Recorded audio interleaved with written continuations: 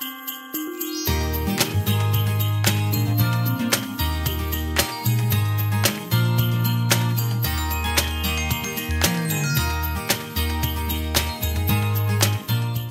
friends, welcome to our channel.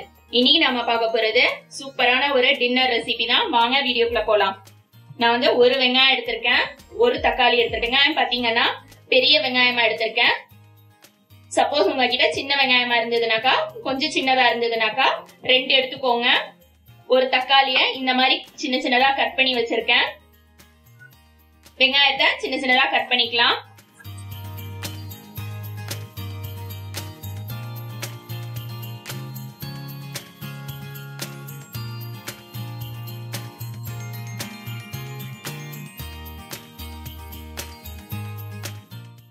ஒரு பெரிய வெங்காயம் கட் பண்ணது இந்த அளவுக்கு இருக்கு, பாத்துக்கோங்க.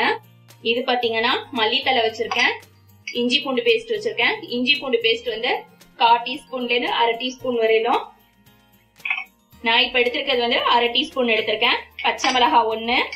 இது வந்து கறி மசாலா பவுடர். கறி மசாலா பவுடர் எப்படி வீட்லயே செய்யறது அப்படிங்கறது ஏற்கனவே நம்ம சேனல்ல இருக்கு. வீடியோ வந்து டிஸ்கிரிப்ஷன் பாக்ஸ்ல கொடுக்குறேன், செக் பண்ணிக்கோங்க. உப்பு, மிளகாத்தூள். இது மஷ்ரூம் எடுத்திருக்கேன். மஷ்ரூமை ஃபர்ஸ்ட் வாஷ் பண்ணிட்டு வந்துடுறேன். மஷ்ரூம் வந்து வாஷ் பண்ணியாச்சு. மஷ்ரூம் வந்து வாஷ் பண்ணும்போது ரொம்ப நேரம் தண்ணியில போடக்கூடாது. கொஞ்சமா தண்ணி போட்டு நல்லா அலசிட்டு உடனே ட்ரைன் பண்ணிடணும். இதை சின்ன சின்னதா கட் பண்ணிக்கலாம்.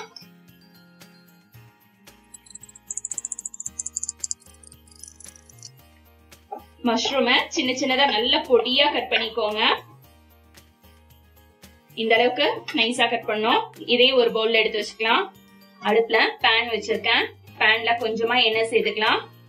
எண்ணெய் பாத்தீங்கன்னா 2 டேபிள் ஸ்பூன் ஊத்திருக்கேன். எண்ணெய் சூடு வரவும் கட் பண்ணி வச்சிருக்கேன் வெங்காயத்தை சேர்த்துக்கலாம்.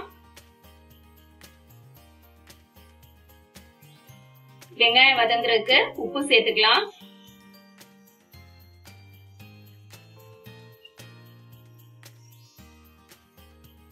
வெங்காயத்து கூடவே ஒரு பச்சை மிளகாய் கட் பண்ணி வச்சிருக்கேன், அதையும் சேர்த்துக்கலாம்.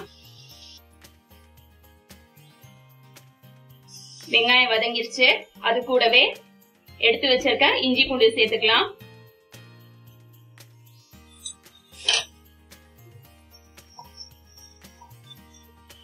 இஞ்சி பூண்டு பேஸ்ட் பச்சை வாசனை போனதுக்கு அப்புறமா கட் பண்ணி வச்சிருக்க தக்காளி சேர்த்துக்கலாம்.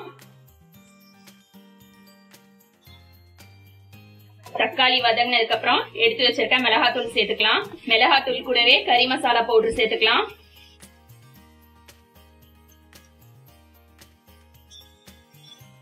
வெங்காயம் தக்காளி எல்லாமே வதங்கிடுச்சு. இப்போ இதுல நம்ம கட் பண்ணி வச்சிருக்க மஷ்ரூம் சேர்த்துக்கலாம்.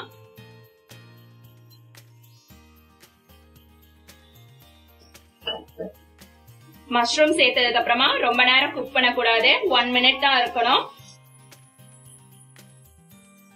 இப்ப நம்ம வதக்கணும்னாக்கா ஓவர் குக் ஆயிடும். திரும்ப நம்ம உள்ள ஸ்டஃபிங் வைக்க போறோம். இப்ப நான் அடுப்பு ஆஃப் பண்ணிட்டேன். இது கொஞ்ச நேரம் ஆறட்டும். இதுல எடுத்து வச்சிருக்க மல்லித்தலையை சின்ன சின்னதா கட் பண்ணி போட்டுக்கிறேன்.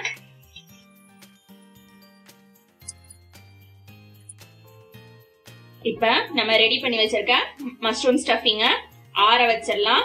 இது ஆறிக்கிட்டு இருக்க நேரத்துல நான் ஏற்கனவே கோதுமை மாவு பிசைஞ்சு வச்சிருக்கேன். கோதுமை மாவுல பரோட்டா எப்படி செய்யறதுங்கிறது ஏற்கனவே நம்ம சேனல்ல வீடியோ இருக்கு. லிங்க் வந்து டிஸ்கிரிப்ஷன் பாக்ஸ்ல கொடுக்குறேன், செக் பண்ணிக்கோங்க. இப்போ இதுல இருந்து ஒரு சின்ன உருண்டை எடுத்துக்கலாம். இந்த மாதிரி உருண்டை எடுத்துட்டு கொஞ்சமா கல்லுல எண்ணெய் ஊத்திக்கலாம். மாவு வந்து ரவுண்டா தேய்ச்சிக்கலாம். ரொம்ப மெல்லிசா தேய்க்க வேண்டாம். இந்த திக்னஸ் இருந்தா போதும், ரொம்ப மெல்லிசா தேய்க்க கூடாது. நாம எடுத்து வச்சிருக்க இந்த ஃபில்லிங்ல இருந்து கொஞ்சம் எடுத்துக்கலாம். வேணுங்கிற அளவுக்கு இந்த மாதிரி பரத்தி வச்சுக்கலாம். இதுல உங்களுக்கு சீஸ் போடணும்னு நினைச்சீங்கன்னா சீஸ் போட்டுக்கலாம். பன்னீர் வேணும்னா பன்னீர் போட்டுக்கலாம்.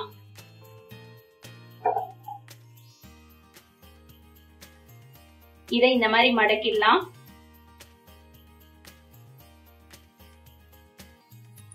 இப்ப நம்ம வச்சிருக்க ஸ்டஃபிங் பரோட்டாவை எடுத்து தோசை சட்டியில போட்டுடலாம். தோசை சட்டியில கொஞ்சமா எண்ணெய் ஊத்திருக்கேன்.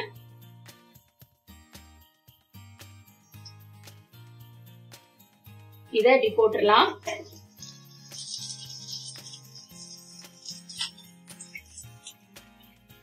அடுப்பு வந்து மீடியம் ஃப்ளேம்ல வச்சுக்கணும்.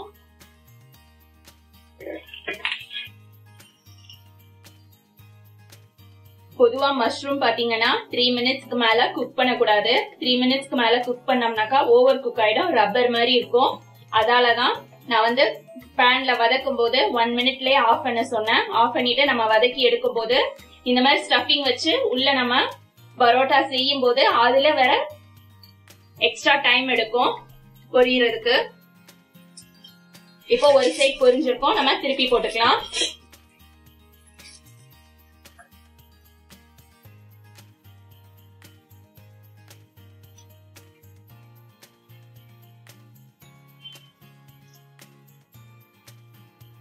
இன்னொரு சைட் பொரியறதுக்கு எண்ணெய் கொஞ்சம் சேர்த்துக்கலாம்.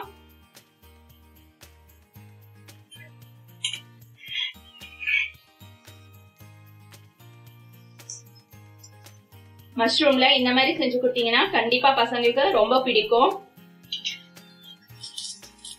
பரோட்டாவை திருப்பி போட்டுக்கலாம். பரோட்டா பாத்தீங்கன்னா ரெடி ஆயிடுச்சு, எடுத்துடலாம். இதுக்கு சைட் டிஷ் பாத்தீங்கன்னாக்கா சாஸ் மட்டும் தான் நல்லா இருக்கும், மத்த எதுவுமே வந்து நல்லா இருக்காது. இது வந்து நான் கட் பண்ணி காட்டுறேன் என்ன மாதிரி இருக்குன்னு சொல்லிட்டு.